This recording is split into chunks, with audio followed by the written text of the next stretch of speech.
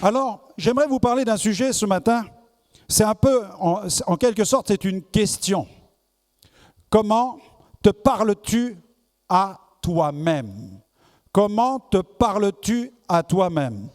Quelle discussion, quel entretien, quel dialogue est-ce que tu entretiens avec toi-même? Comment te parles-tu? Il y a une université dans l'Arizona qui s'est penchée sur la question des mots que nous prononçons tous les jours. Ils ont commencé à en faire même le calcul et ils sont parvenus à ce résultat. Il paraît que nous prononçons jusqu'à 16 000 mots par jour, 16 000 mots. Et des mots qui sont positifs, d'autres qui sont négatifs. Mais la Bible nous dit que la vie et la mort sont au pouvoir de la langue. La vie et la mort sont au pouvoir de la langue. Dans le livre des Proverbes, chapitre 18, verset 10. Et j'aimerais vous enseigner quelque chose ce matin qui est extrêmement important, qui peut vous aider. Vous allez vous dire, mais pourquoi est-ce que je n'ai pas découvert cette réalité plus tôt? Et ce mystère, ou plutôt cette révélation que j'aimerais vous faire, c'est de l'importance du langage que vous tenez avec vous-même. Vous avez entendu le témoignage ce matin et vous vous rendez compte qu'à cause de la dépression, à cause du parcours de vie, à cause de l'enfance, à cause de l'éducation, à cause du rôle des parents aussi, eh bien, on en arrive à tenir un langage avec nous-mêmes qui n'est pas toujours le bon, qui n'est pas toujours le meilleur. Surtout lorsqu'on grandit avec ce discours qui jaillit de la bouche d'un père qui est censé être le mentor, être le pédagogue, être le référent, la source d'influence. Lorsqu'on entend dans sa bouche des paroles du genre « tu n'es qu'un bon à rien, tu ne feras jamais rien de bon, tu ne réussiras jamais dans tout ce que tu fais ». Lorsqu'on grandit avec ce genre de paroles, on finit avec le temps par y croire. Et ça finit par s'incruster tellement profondément que ça transforme même notre façon de penser et la manière avec laquelle nous vivons. La vie et la mort sont au pouvoir de la langue. Le mot pouvoir a été traduit de l'hébreu yad, et ce mot revêt aussi le sens non seulement de pouvoir, mais d'autorité. La vie et la mort dépendent de l'autorité des paroles que nous disons, mais aussi que nous recevons, et de celles que nous nous adressons. Et le texte nous dit, ils sont au pouvoir de la langue, en hébreu lashon, qui veut dire le langage. La vie et la mort sont au pouvoir du langage que nous pratiquons avec nous-mêmes, que nous pratiquons avec les autres ou que nous recevons de la part des autres. Le proverbe de sagesse de Salomon nous enseigne ceci dans Proverbe 15, verset 4.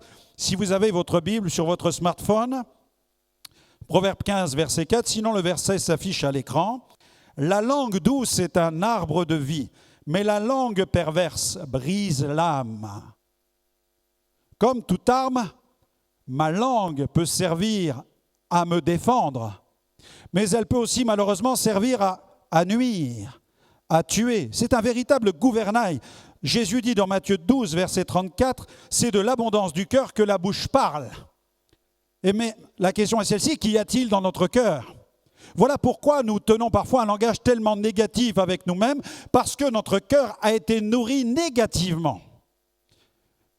L'apôtre Jacques, dans le chapitre 3 de son épître, versets 5 à 6, nous donne cet enseignement. De même, il dit, la langue est un petit membre. Oui, dans le corps, c'est l'un des plus petits. Mais elle se vante de grandes choses. Voyez comme un petit feu peut embraser une grande forêt. La langue aussi est un feu, c'est le monde de l'iniquité. En grec, c'est le monde de l'anomia, l'anarchie. La langue peut devenir un véritable langage anarchique. Elle peut libérer de l'anarchie dans la vie des autres. La langue a un véritable pouvoir de destruction. Elle est placée parmi nos membres, souillant tout le corps et enflammant le cours de la vie, étant elle-même enflammée par la gêne. La gêne, la Bible dit que la gêne, c'est l'enfer, en fait. Notre langue peut devenir un véritable puits d'enfer. De nos bouches peuvent sortir des paroles infernales. D'ailleurs, notre planète est dirigée par tous ceux qui parlent. Il y a de la puissance dans les discours, il y a de la puissance dans la parole. Les dictateurs ont su user de la parole pour nuire. Les gourous usent de la parole pour manipuler. Et Jésus nous a dit, prêchez l'évangile de la grâce de Dieu. Amen. C'est pourquoi notre message n'est pas le nôtre, il vient de Dieu. Et nous prêchons ce que Jésus nous demande de prêcher. Et il tire sa source de la parole de Dieu. Dans Jacques 3, 9 à 10, par elle, par cette langue, nous bénissons le Seigneur, notre Père. Vous voyez, ça c'est les religieux. Voilà, avec leur langue, ils bénissent le Seigneur, oh notre bon Père céleste. Et l'apôtre Jacques continue en disant, et avec cette même langue, ils maudissent les hommes qui sont faits à l'image de Dieu. Il ne faut pas, mes frères, qu'il en soit ainsi parmi vous. Nous ne voulons pas opter pour ce type d'hypocrisie, de langage d'hypocrisie. Jésus, ou Paul aux Éphésiens, chapitre 4, verset 29, « Qu'il ne sorte de votre bouche aucune parole mauvaise, mais seulement des paroles qui servent à l'édification. » En grec, oikodomeo. Des paroles qui servent à bâtir la vie de ceux qui vous écoutent, c'est-à-dire placer des blocs les uns au-dessus des autres, bâtir la foi. Que vos paroles servent à bâtir la foi de ceux qui vous écoutent et que ce soit comme une grâce pour ceux qui les entendent. Proverbe 15, verset 1, une réponse douce calme la fureur, mais une parole dure excite la colère. Proverbe 12, verset 18, tel qui parle légèrement blesse comme un glaive, mais la langue des sages apporte la guérison. Amen. Et nous rendons grâce à Dieu pour tous ceux qui parmi nous ici expérimentent la guérison de leur cœur, la guérison de leur âme. Avons-nous conscience du flot de paroles qui jaillit de nos bouches tous les jours? De ce flot de paroles. Une question s'offre à toi. Comment te parles-tu à toi-même ce matin? Je ne vais pas placer l'accent sur les paroles que tu peux répandre autour de toi parce qu'elles sont la conséquence des paroles que tu déclares à l'intérieur de toi. Parce que ce que tu t'adresses à toi-même est la conséquence du parcours que tu as vécu. Et le Seigneur désire guérir ta vie de toutes les blessures du passé afin que tu puisses maintenant te considérer d'une nouvelle manière et parler autrement à ton âme. Et si tu parles autrement à ta propre personne, tu vas tenir un autre discours avec ceux que tu rencontres. Dieu désire libérer la source de notre cœur, la source de notre âme, il désire la purifier. J'ai d'ailleurs remarqué que l'être humain ne manque pas de s'auto-flageller avec toutes sortes de paroles. Le témoignage ce matin, c'est vraiment le modèle type de ce que produit les blessures de la vie dans le cœur d'une personne. Cette inclination du cœur est souvent liée à une forme même de programmation héritée de l'enfance et du parcours de vie. Et nombreux sont ceux qui, depuis leur enfance, ont reçu des paroles toxiques qui les ont frappés tel un marteau. Et ces paroles sont allées s'incruster tellement profondément qu'elles ont modifié la façon de penser. La Bible enseigne un grand principe. La foi vient de ce qu'on entend. Répète avec moi, la foi vient de ce qu'on entend. Mais qu'est-ce que tu entends? La Bible dit la foi vient de ce qu'on entend et ce qu'on entend vient de la parole de Christ. C'est normal, c'est un apôtre qui écrit ces choses. Donc il est en train de dire aux chrétiens, votre foi chrétien, elle vient de tout ce que vous entendez. Ce que vous entendez par la bouche, par notre bouche en tant qu'apôtre, ce que vous entendez, c'est la parole de Christ. Mais nous pouvons l'appliquer pour les paroles négatives. La foi vient de ce qu'on entend. Et si je place ma foi dans les paroles négatives que j'entends, elles vont produire des effets. La semence détermine la récolte. Et si l'on sème dans ton cœur des semences de mauvaises herbes, tu vas récolter dans ton cœur des épineux. Ta vie deviendra épineuse. Mais si tu reçois la bonne semence de la parole de Dieu, alors tu vas voir ta vie être transformée.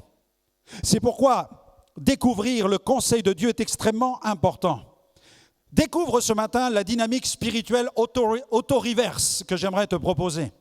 Nous allons procéder à une dynamique auto-reverse ce matin parce qu'en parcourant la parole de Dieu au fil des années, je me suis rendu compte qu'il y a des hommes tout à fait particuliers qui ont veillé à s'adresser des paroles. Ils ont parlé à leur âme. Et nous les trouvons dans la Bible. Je crois que Dieu a pour chacun d'entre vous ce matin de véritables projets de bénédiction. Notre Église est une Église de bénédiction et nous déclarons sur tous ceux qui nous écoutent la bénédiction. Dieu dit par la bouche de Jérémie, chapitre 29, verset 11, « Car je connais les projets que j'ai formés sur vous, dit l'Éternel, des projets de paix et non de malheur. » Amen. Afin de vous donner un avenir et de l'espérance. Comment est ton avenir? As-tu de l'espérance? Dieu dit, je connais. Le prophète dit, je connais. Par la bouche de Dieu, il dit, je connais les projets. Je connais les projets que l'Éternel a formés sur vous, des projets de paix, Des projets d'espérance et non pas des projets de malheur. Amen. Saisis ce matin, sans plus attendre, les quelques clés qui vont métamorphoser ton rapport avec toi-même. Premier point. Reconnais premièrement que tu es une créature de Dieu. Reconnais, c'est le basique. Reconnais premièrement que tu es une créature de Dieu. Amen.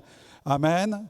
Tous les matins, lorsque tu te lèves, que tu mets le pied en bas du lit, que tu as la tête ébouriffée, que tu te regardes dans la glace et que tu as l'impression d'avoir quelqu'un qui arrive d'une autre galaxie, confesse ce verset de la Bible. Amen. Amen. Psaume 139, verset 14. Je te loue de ce que je suis une créature si merveilleuse. Est-ce que tu as déjà entendu ça? Est-ce que tu as déjà vu cela? La Bible, voilà ce qu'elle dit. Voilà ce que le psalmiste déclare lorsqu'il chante. Il dit à l'Éternel, il s'adresse à Dieu, le sujet de ses louanges, et il lui dit, Éternel, je te loue de ce que je suis une créature si merveilleuse. Tes œuvres sont admirables et mon âme le reconnaît bien. Donc, à l'instar de David, tu dois opter maintenant, je dirais, pour le bon prisme. Car trop souvent, notre perception est faussée, déformée à cause de nos blessures. Nous ne sommes pas capables de voir dans la parole de Dieu que nous sommes des créatures merveilleuses. Nous ne sommes pas capables de réaliser qu'il y a en nous quelque chose de merveilleux qui a été déposé en nous par la main divine. Nous ne sommes pas capables de croire même que Dieu existe. Et pourtant, tout l'univers nous révèle l'existence de Dieu et sa perfection dans ses œuvres. C'est ce que déclare la parole de Dieu. Dieu existe, c'est une évidence.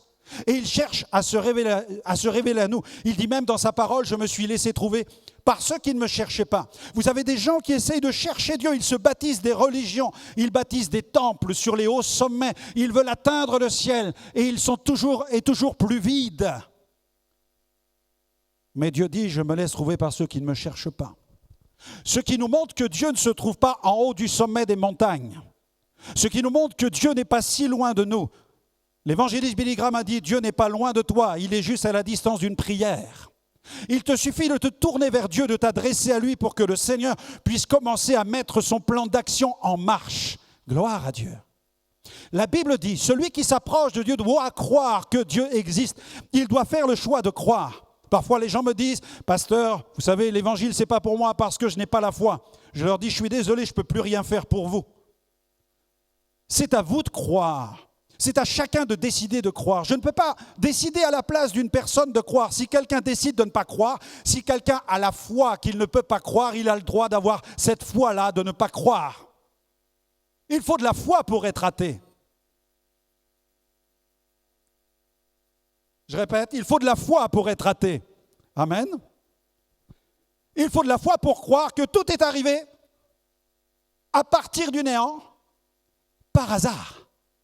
Ou alors avec un choc électrique et puis une transformation de molécules qui au fil du temps ont permis la création de l'univers. Mais qui a créé la première molécule? D'où est-elle venue? Qui a produit la première étincelle? Qui à un moment a dit « tac, les choses existent ». La Bible dit que les choses visibles sont nées des choses invisibles. C'est Dieu qui a voulu que l'univers existe. Waouh, amen. Reconnaissez que vous avez besoin de Dieu pour vous aider à croire. Mais Dieu vous a donné déjà un potentiel foi. La Bible dit que Dieu a donné à chacun une mesure de foi.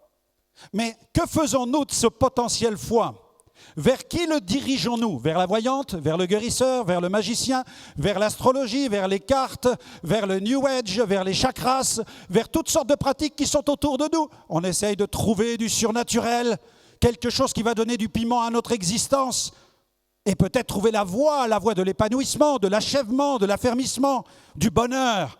Mais Dieu désire nous rencontrer, il veut se révéler à nous. J'aimerais vous parler d'Anthony Flew. Anthony Flew, je ne sais pas s'il y a des athées dans la salle, vous êtes les bienvenus si vous êtes ici ce matin. Anthony Flew, je crois que c'est le champion du monde de l'athéisme. Il n'y a pas plus athée qu'Anthony Flew, c'est un scientifique éminent, scientifique qui a combattu la foi toute sa vie. Il a écrit des tonnes de livres sur le fait que Dieu n'existe pas, que les croyants perdent leur temps à pratiquer les religions. Simplement, c'est une forme de divertissement intellectuel pour ceux qui croient. Ça leur fait du bien. Si ça leur fait du bien, ça ne fait pas de mal aux autres, c'est très bien pour eux. mais ça n'était pas bon pour lui. Champion du monde de l'athéisme. Et pourtant, quand il va commencer à s'intéresser à l'infiniment petit, il va entrer dans un univers qui va l'amener au contact de Dieu. Il va passer de l'athéisme au théisme. Voilà l'un de ses livres. Il aurait pu écrire ce livre, There is no God. Et vous avez vu la couverture, comment elle a été volontairement modifiée par l'éditeur et par Anthony Flew, qui voulait maintenant passer ce message. There is a God. Il y a un Dieu. Dieu existe. Dieu existe vraiment. Il a été convaincu de l'existence de Dieu. Il écrit et il dit « Je crois maintenant que l'univers a été créé par une intelligence infinie. Je crois que les lois complexes de cet univers manifestent ce que les scientifiques ont appelé l'esprit de Dieu. L'esprit de Dieu. Intelligent design, le dessein intelligent de Dieu. Et la meilleure option qui s'offre à chacun pour nous, c'est que Dieu désire donner à chacun d'entre nous un sens à notre vie. Et notre vie ne prend son sens qu'à la seule condition où l'œuvre se tourne vers l'auteur de l'œuvre, le créateur. Notre vie ne peut prendre de sens qu'à partir du moment où nous savons pourquoi nous existons, pourquoi nous sommes sur la terre. De la même manière qu'un orphelin va essayer toute son existence de retrouver quel est son géniteur, quel est son père, quels sont ses parents. De la même manière, l'être humain sans Dieu ne trouve pas la direction, non pas de sa vie, mais de sa destinée. Tu peux trouver la direction de ta vie. Tu désires être ingénieur, tu désires être chirurgien, tu veux être avocat, juge, peu importe. Tu as cet objectif de vie. Ça n'est qu'un objectif, mais le sens de vie, c'est le sens de destinée. Tu peux être l'homme, tu peux devenir même Elon Musk, être l'homme le plus riche de la planète Terre. Tu peux être l'homme le plus éminent, le plus adoré, le plus vénéré. Toute la planète pourrait se prosterner devant toi. Tant que Dieu n'a pas pris sa place au cœur même de ta vie n'a pas trouvé sa destinée. Elle a peut-être trouvé son métier, sa profession, elle a pu trouver un certain sens, mais elle n'a pas trouvé le sens de destinée. Pourquoi j'existe et que se passe-t-il après ce mystère qui s'appelle la mort? Pourquoi l'être humain doit-il mourir? Pourquoi ne devrait-il pas exister éternellement sur cette planète? Pourquoi faut-il que les choses soient ainsi? Qu'un jour, il faut qu'elle s'éteigne et que tout s'arrête au fond d'un tombeau ou au fond d'un cimetière et qu'il n'y ait plus rien derrière. Pourquoi? Dieu a fixé un terme à nos jours et il désire nous rencontrer. Il désire vraiment rencontrer notre âme, il désire rencontrer notre cœur. Deuxième point, adopte la culture de la reconnaissance ce matin. Adopte la culture de la reconnaissance. On va lire dans un psaume de David, toujours il prêche, il va se prêcher encore à lui-même. J'aime beaucoup David parce que souvent il a des discussions avec lui-même. Il se parle. Je ne sais pas comment vous êtes, mais vous êtes comme moi, on se parle tous. On se raconte toutes sortes d'histoires. On a toutes sortes de scénarios dans la tête. Mais Dieu nous permet de découvrir le scénario divin. Alléluia. Et David, il avait des combats, des ennemis, on en voulait à sa vie. Tout le monde voulait lui faire la peau. Et pourtant, il craignait Dieu, il connaissait Dieu. Et la Bible nous dit que David prononce ces mots, il s'adresse à son âme. Par son esprit dans lequel Dieu habite, David parle à son âme. Et il dit, mon âme, bénis l'Éternel. Ça ne vous arrive pas de dire parfois, mais t'arrêtes de dire ça, arrête de penser comme ça, arrête de faire ça. David, il dit, mon âme, je t'ordonne, bénis l'Éternel.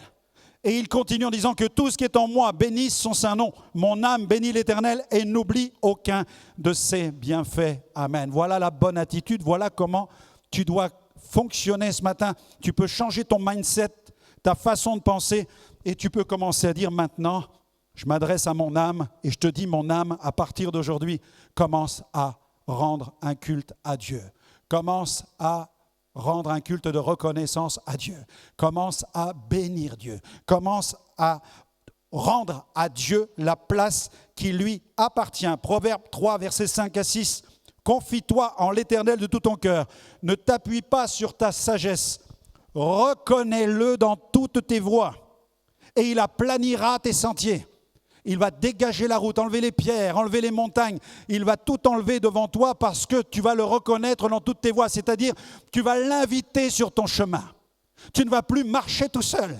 Tu vas inviter Dieu dans ta vie sentimentale, dans ta vie professionnelle. Peut-être même dans ta situation de santé, tu vas inviter Dieu et tu ne vas plus lutter contre toutes ces difficultés toute seule ou tout seul, mais tu vas lutter maintenant avec la présence de Dieu et Dieu va te donner la victoire. Reconnais-le dans toutes tes voies. Troisième point, refuse l'esprit de dépression. Refuse l'esprit de dépression. Quels sont ceux qui ont triomphé de la dépression dans cette salle? Levez votre main. Regardez, tournez-vous, vous qui êtes visiteurs ce matin, vous qui êtes là, regardez. Des gens guéris de dépression ici, de burn-out, dans des états parfois à la limite de tomber dans la fosse et de quitter la vie, des pensées de mort, des pensées de suicide. La puissance de la parole de Dieu les a restaurés. Et je sais que ce matin, il y a des personnes qui sont là et qui souffrent de dépression. Je sens profondément dans mon esprit qu'il y a une demoiselle, une dame qui est là, qui souffre profondément de dépression. Dieu l'a déjà touchée dans son cœur et il va la guérir ce matin. Il va te guérir ce matin. Tu vas t'avancer et tu vas voir que ta vie va changer parce que le Saint-Esprit va prendre sa place dans ta vie et il va te donner une destinée. Amen. Tu vas l'expérimenter, crois-le, c'est pour toi ce matin. Crois-le, c'est pour toi. La déprime, l'angoisse, la dépression, le blues, tout cela, ça va partir parce que le Saint-Esprit est un esprit de victoire et de joie. Alléluia. Amen. Refuse l'esprit de dépression. Psaume 42, versets 5 à 6. Psaume 42, versets 5 à 6. Pourquoi t'as battu mon âme? Oh, David parle encore avec lui-même. Pourquoi t'as battu mon âme? Je l'imagine en train de marcher chez lui. Pourquoi t'as battu mon âme? Non. Pourquoi gémis-tu au-dedans de moi? Il y a comme une dualité. On a l'impression qu'il a deux cerveaux. Il y a comme deux moteurs en lui. En effet, il y a son âme, mais il y a quoi? Il y a quoi? Il y a quoi? Il y a son esprit. Il y a son esprit. Un être humain, c'est un corps. C'est une âme, mais c'est un esprit. Quand tu luttes contre la dépression uniquement avec ton âme, tu fais quoi? Tu dis « je gémis ». Je gémis, je gémis, je gémis. Quand tu as un esprit dans lequel tu habites, tu dis, pourquoi tu gémis? Pourquoi tu gémis? Pourquoi tu gémis? Pourquoi tu refuses le statu quo? Tu t'élèves contre la dépression qui est là dans ton âme et tu es en train d'en venir à bout par la puissance de Dieu. Pourquoi t'as battu mon âme? Et il trouve la solution, regardez dans le verset. La solution éclate tout à coup, il va prêcher à son âme. Waouh, gloire à Dieu. Je bénis Dieu parce que je ne suis qu'un pasteur d'1,77 m. Amen. Je ne suis pas omniprésent, mais quand j'entends les témoignages de tous ceux qui parlent, je me dis, waouh, comment c'est possible que tous ces gens guérissent? Moi, je n'ai rien fait dans tout ça. C'est le Seigneur qui l'a fait. Amen. Gloire à Dieu. Pourquoi est-ce qu'ils espèrent en Dieu? Amen. Je ne suis qu'un instrument d'1,77 m. Alléluia. J'ai peut-être perdu quand même un petit peu avec les années. Bon. Attendez, je tire un peu vers le haut, ça. Mais regardez, en fait, l'auto-guérison par la foi, elle existe. L'auto-guérison. Tu peux t'en sortir par la foi parce que la foi, c'est quelque chose qui t'est personnel et que Dieu veut amplifier par sa parole. Ce qui fait que tu peux être sur une île déserte, il n'y a pas de pasteur, il n'y a pas d'église, il n'y a personne, mais tu as la foi en Dieu. Tout à coup, tu t'angoisses parce que le bateau a coulé et tu vois qu'il n'y a même pas un indigène sur l'île. Et tu te dis, mais qu'est-ce que je vais faire ici? Il faut que je trouve des fruits pour manger, qu'est-ce que je vais devenir? Et tu ne laisses pas la dépression t'envahir, c'est ton esprit qui parle à ton âme. Et là, tu commences à dire, espère en Dieu, car je le louerai encore, il est mon salut et mon Dieu. Amen. Espère en Dieu. Il a commencé à prêcher à son âme par l'esprit. Il a prêché à son âme. Question. Comment va ton esprit? Est-ce que ton esprit est comme un lieu abandonné, désolé? Mais le Seigneur veut l'habiter. Il veut venir faire sa demeure dans ton esprit. Et quand tu vas quitter ce lieu, tu diras, la musique était bonne. Le message était excellent. Amen. Je m'encourage. Le message était bon. Amen. Tu vas rentrer chez toi, tu vas fermer la porte, tu es seul, ton ami t'a quitté, tu es là, tu broyais du noir et tu dis, mais il est là. Je suis rentré avec lui. Mon âme maintenant, espère en Dieu. Je le louerai encore. Et là, dans la cuisine, tu commences à danser, tu commences à te réjouir et tu commences à le célébrer. Tu te rends compte que tu as la foi, tu te rends compte que Dieu habite en toi et que tu n'as pas besoin maintenant des autres pour croire, mais maintenant Dieu est en toi et il t'aide à croire. Alléluia, il fortifie ta foi, il maximise ta foi. Lester Sumrall, le pionnier du pentecôtisme, disait « La foi a le pouvoir de changer votre univers intérieur. » Moi, la foi a changé le mien. Ma mère était sorcière. Elle était guérisseuse, elle avait son cabinet de consultation. J'ai grandi avec les manifestations démoniaques à la maison, les tabourets de spiritisme, les meubles qui bougent, les mains sur mon corps la nuit, les voix qui résonnaient dans ma tête. À l'âge de 17 ans et demi, quel résultat? Quel résultat? J'étais sur le bord de la fenêtre et je voulais me jeter dans le vide. Parce que les voix me disaient de me détruire. Mes amis, il y a le langage que je me dis quand je me parle à moi-même.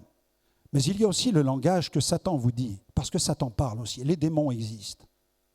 Et pourquoi vous entendez toutes sortes d'histoires avec des gens qui vous disent « J'ai entendu une voix qui m'a dit « Je dois tuer ma femme ». J'ai entendu une voix qui m'a dit « Jette-toi sous le train ». J'ai entendu une voix qui m'a dit « Frappe-le ». J'ai entendu une voix qui m'a dit « Commette telle ou telle abomination ». Pourquoi? Parce que les gens sont détraqués sur le plan psychiatrique. Je le crois qu'il y en a qui sont vraiment détraqués sur le plan psychiatrique. Mais je crois aussi que Satan, lui, trouve un terrain favorable pour détruire l'humanité et la pousser à détruire les êtres humains qui ont été créés à l'image de Dieu et qui sont des créatures merveilleuses dans lesquelles Dieu désire habiter pour les transformer afin qu'ils vivent une glorieuse destinée. Acclame ton roi ou j'explose sur l'estrade. Alléluia! Gloire à Dieu. Dieu soit béni. 4e point, apprends à prendre soin de toi-même. Dans un autre psaume, David continue, psaume 116, verset 7, il va dire, mon âme, il avait des sacrées causeries, hein. Mon âme, retourne à ton repos, va te reposer.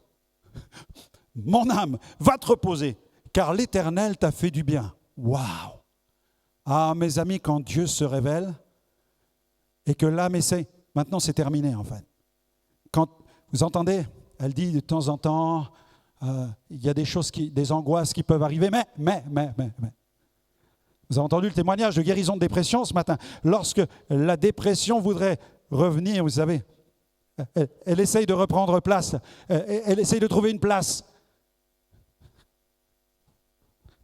Non. Mon âme, retourne te reposer. Et là, elle prend autorité sur ses angoisses. Et les angoisses n'ont plus de pouvoir. Le plein repos se trouve en Dieu. David ordonne à son âme d'aller se reposer. Gloire à Dieu. Il faut se faire violence et on peut le faire par la puissance du Saint-Esprit. Malheureusement, trop de personnes s'oublient en s'occupant des autres. Elles sont tellement conditionnées qu'elles ne parviennent plus à s'arrêter. Elles sont comme un train fou lancé à pleine vitesse. Malheureusement, elles vont au crash. Mais c'est avec pertinence qu'un auteur inconnu a déclaré « Aime-toi toi-même, car c'est avec toi que tu passeras le reste de ta vie. » Aime-toi toi-même, car c'est avec toi que tu passeras le reste de ta vie. Il faut suffisamment s'aimer soi-même pour recharger les batteries et dire « C'est bien de s'occuper des autres.